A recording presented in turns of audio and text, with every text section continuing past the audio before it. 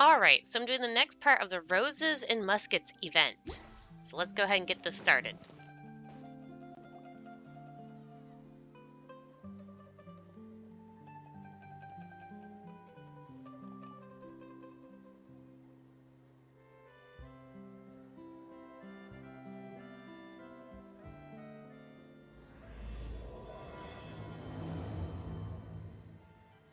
There's a lot of days going by in that. Both the filming and the criminal investigation progress at a steady pace over the next few days.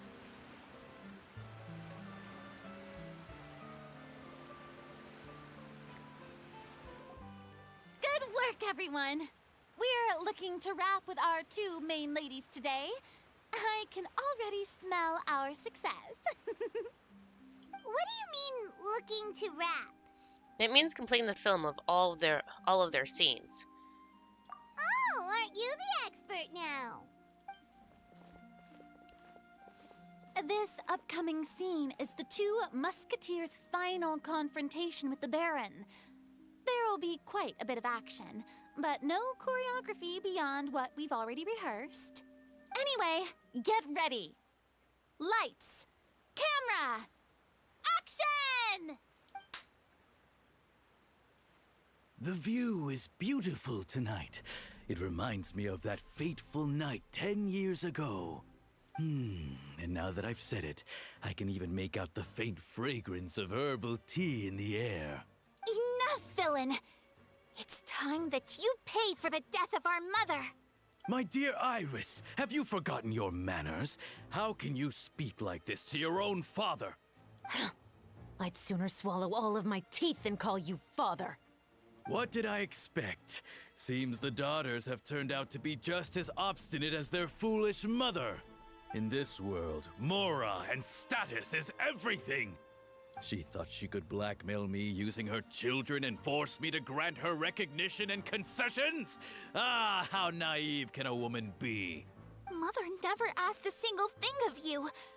All she wished was for us to live a peaceful life, just like the others. It was you who personally brewed the poison of prejudice and sent Mother to her death. Compared to that deadly poison, the two bullets that will soon pierce through your heart will be like sweet mercy. And that's exactly why I said you're just as naive as her. Did you really think 2 muskets would be enough to defeat me? So let's see. What is stronger? Mora and power, or the 2 muskets in your hands? Oh Get my. them! Tulip! There are too many of them! It'll be okay. We'll cover each other, Iris. And Mother will be watching over us too. Yeah! Huh! Huh! Yeah! Ha! Ha! Yeah!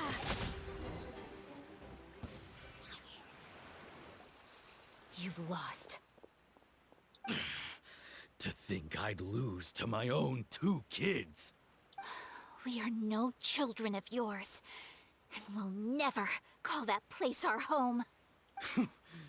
Then tell me, what did you do all this for? You lost your mother, and will soon kill your father as well. What will you gain in the end, other than sentences for your crimes? We will gain our long-awaited justice.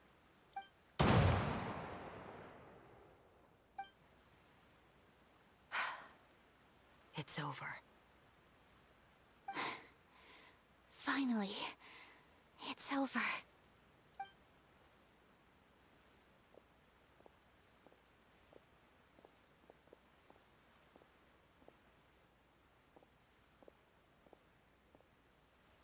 So, where will you go now, Tulip? I'm not too sure, Iris. Maybe somewhere with lots of flowers? After all, Mother always did love going where the blossoms were. What about you? I want to go visit Mother's grave. Yeah, that's not a bad idea. Huh? Tulip, look! What is it? It's Mother's favorite. The rainbow rose. Look, it's blooming again.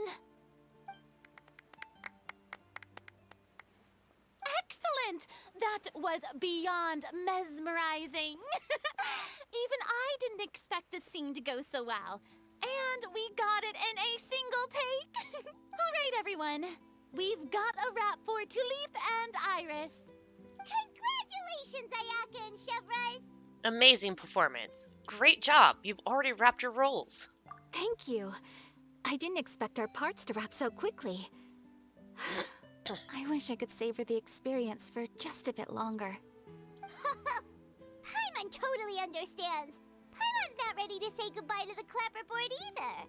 Filming has really been a lot of fun. You were great too, Chevres. The way you said, long-awaited justice. It gave Paimon chills. That is indeed my favorite line in the whole book. I still remember trying to act it out in my room the first few times I read it. Whoa, Paimon would have never guessed you're that type. Who doesn't like stories where the guilty are punished and justice prevails over evil? Don't forget, I'm the captain of the Special Security and Surveillance Patrol. Captain, I have something urgent to report. Please excuse me, everyone. I'll be back in just a moment. It's okay, don't worry about us.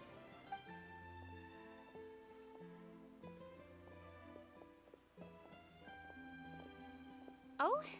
Was she whisked away by work already?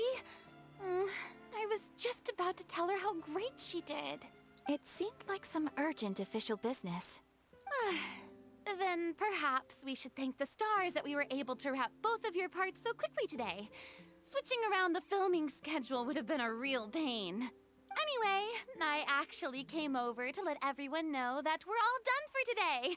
You can go home and get some rest. And one last thing, Miss Ayaka. Your acting skills today were immaculate as always. Are you sure you won't consider taking up full-time acting? See, I just happen to know this great troupe that's still looking for a lead actress. Is this the troupe you worked with before during your character quest line? Thank you for your kind words, Director Farina. Unfortunately, there are still many matters that I have to take care of back home at the Yashiro Commission. I cannot remain in Fontaine to pursue an acting career. Nevertheless, I will make sure to treasure this incredible opportunity in my heart. Oh, that's a shame, but I understand. Just let me know if you ever change your mind. I believe it's also about time for me to take my leave. But hopefully I'll see you on set over the next few days. Even though my part's wrapped, I'd still like to swing by and help out the crew. See you tomorrow, Traveler and Paimon. Yep, see you tomorrow! Well, what should we do next? Maybe we'll go investigate the case some more with Chevres today. Traveler, Paimon, please come with me. Huh? Where are we going? You could say that our ship has finally chanced upon one of those small, remote islands of intel. Oh.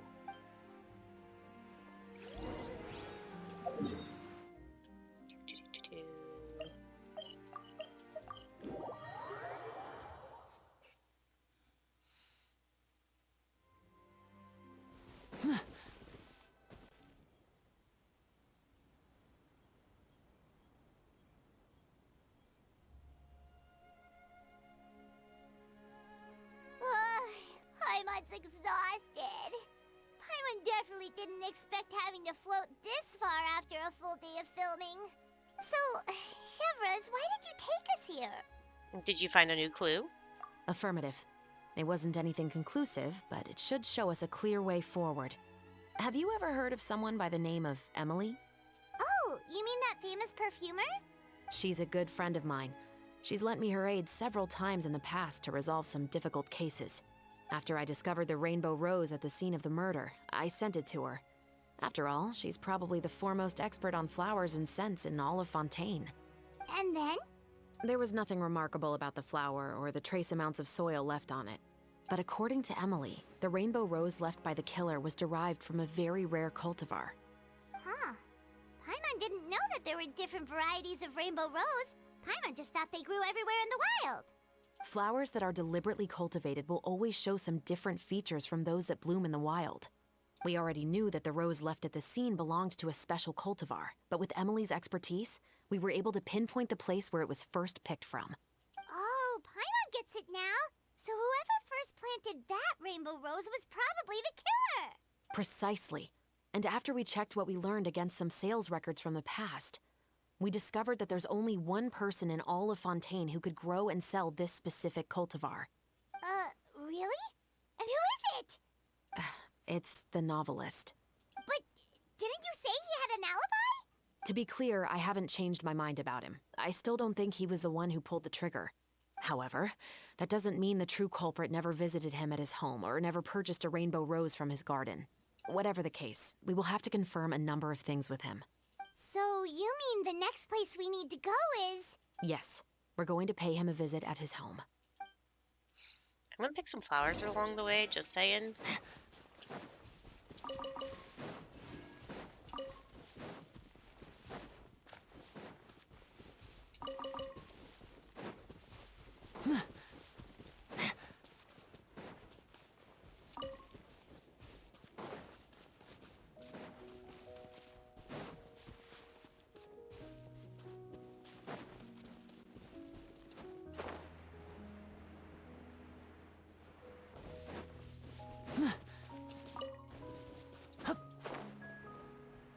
Isn't this where the treasure hoarders were at before?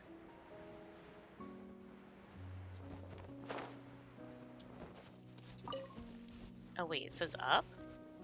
Up?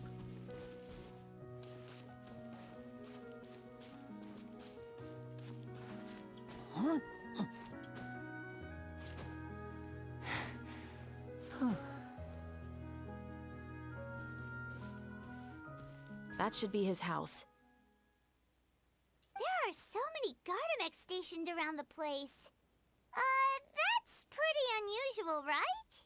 According to what he told me last time we spoke, he hired them so he won't be harassed or disturbed. Huh. So there are a lot of flowers in his garden, but Paimon doesn't think we'll be able to pick one without alerting the Gardamex. Right.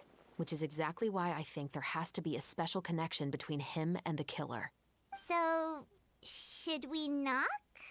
Just wait here for now. I'd like to take care of a number of those Gardamex first. But they're so far away. How are you planning to do that? Musket. Don't forget, Paimon, I'm actually the real-life captain of the Musketeers. Do I get to shoot them?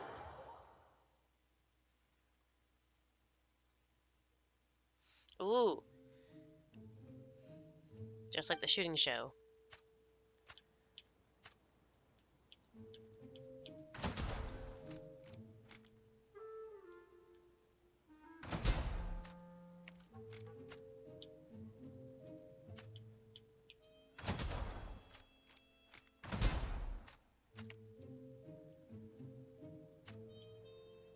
I wonder, does hitting that do anything different? Nope.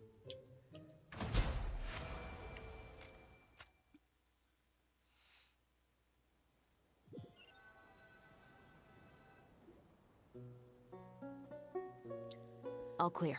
Let's go. Wait! Paimon's a little nervous now that we know he could be the killer. Can we go over our plan of action again? I'll go knock on the door and make sure it's safe inside.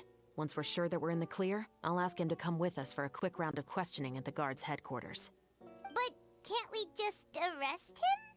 We still have no evidence that he's the killer, or that he lent the killer any direct aid. Still, it would be appreciated if you could pick a rainbow rose from his garden for me while I'm talking to him. It'll help the Marachose Phantom confirm Emily's theory. Sure, no problem. Just be careful, Chevros. Okay.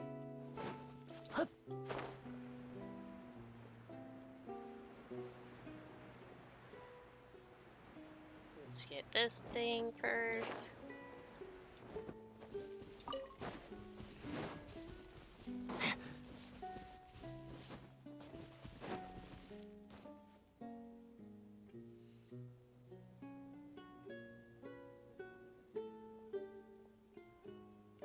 Excuse me, Mr. Baptiste, are you home?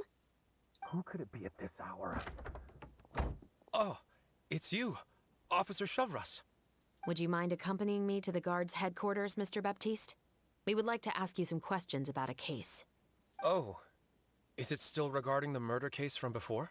I cannot confirm or deny that at this time. So it is then. Listen, I need you to come with me, Mr. Baptiste. Miss Chavras, I'll save you the trouble. Oh, and you two over there? There's no need for you to pick my flowers either. It's not time for them to bloom yet. Oh! Okay.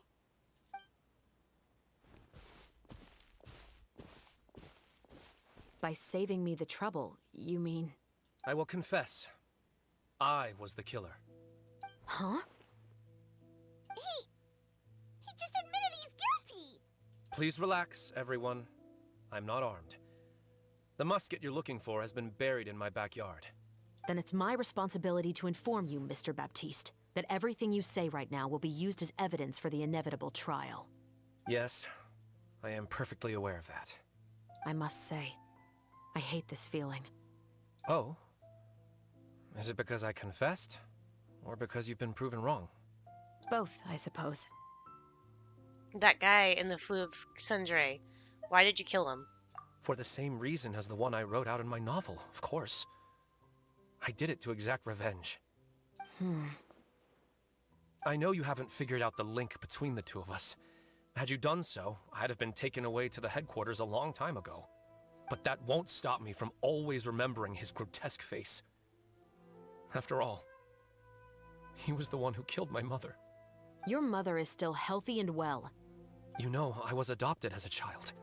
I was referring to my birth mother. That was never recorded in the orphanage's records. Please forgive a 6-year-old child for concocting some lies to protect himself after watching his mother die right in front of him. So, your novel, it was like a record of your life? No, of course not. It was a work of fiction with many embellished parts. But I am indeed the illegitimate son of a wealthy and influential man who abused his power to murder my mother. That part was 100% real. But the man you killed didn't have a Mora to his name. He was a hired assassin, an irredeemable beast who sank his fangs into a defenseless woman just for a few bags of Mora. But if that's really the truth, you wouldn't be telling us any of this now. You still haven't managed to take revenge against your father, the true mastermind behind it all. I never thought I'd hear that kind of thing from the captain of the Special Security and Surveillance Patrol. I'm simply skeptical about your motives. It's simple, really. I've grown tired of everything and don't want to shoulder this burden anymore. You may have considered me too soft to pull the trigger. Well, as it turns out, you are exactly right. I've become overwhelmed by the aftermath of the murder. So you're going to call a stop to your revenge, just like that? The true mastermind is too rich and too powerful for me. I've accepted that I will never be able to avenge my mother alone. And so what? The characters in your book never gave up. Now, Officer Chavras, I'm the one who has killed a man, aren't I? Are you trying to convince me to commit another crime? What's your father's name? How do you plan to prove the veracity of all of your claims? Well, I'd like to speak with you privately. Sure. Why don't we speak privately at the guard's headquarters? No, it has to be here. I must ensure that we won't be overheard. Fine. Let's talk here. When I said won't be overheard, I meant by anyone. I would like to speak with you and you alone.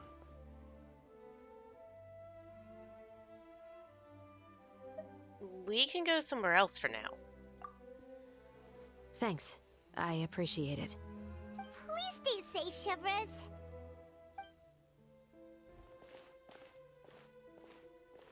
All right. Let's hear it. Will you really believe what I'm about to say? Well, that depends on what you're going to tell me. Fair enough. Fair enough. Then listen closely.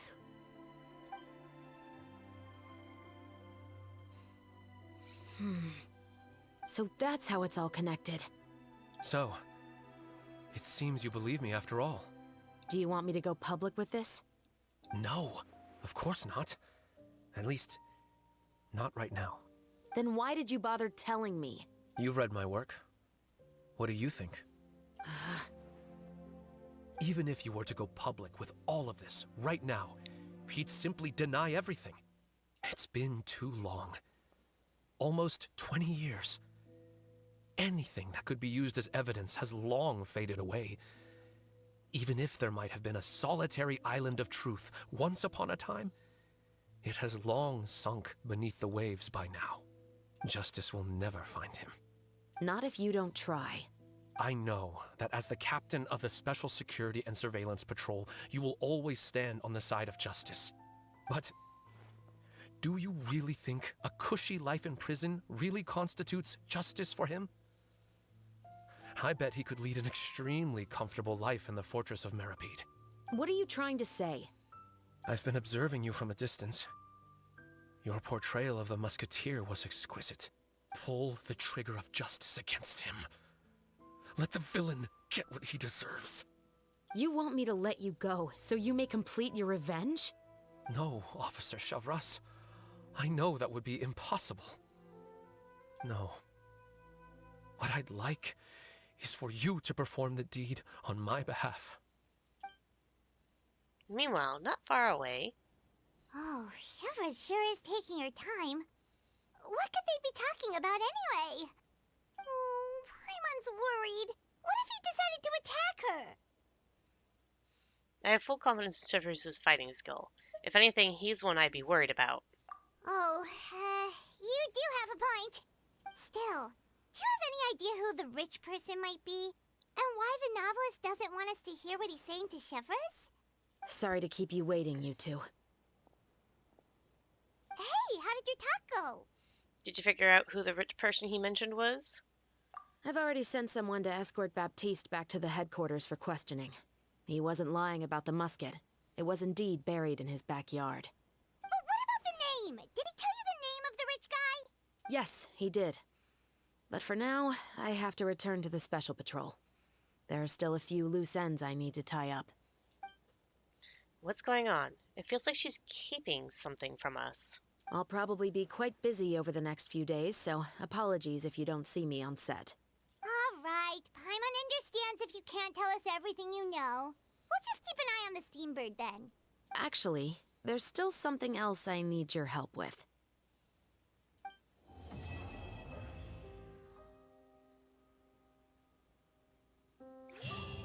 Alright, let's collect my rewards from that.